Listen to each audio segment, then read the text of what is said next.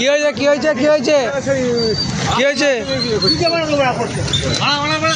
কি হয়েছে কাকা চিল্লাচ্ছ কেনে?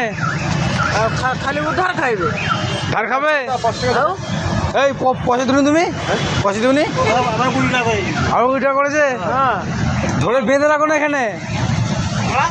গাইস দেখে নাও, কাকার দোকানে শুধু আসছে, এসে শুধু ধার খেয়ে নিচ্ছে।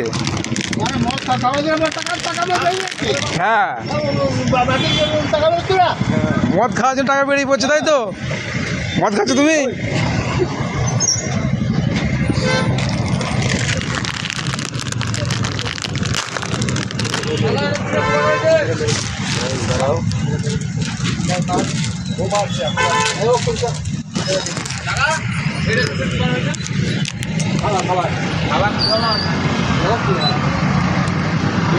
হাই, দোকান তখন করলো রে? হ্যাঁ, রাত্রির মধ্যে করে বলেছে দেখিবে।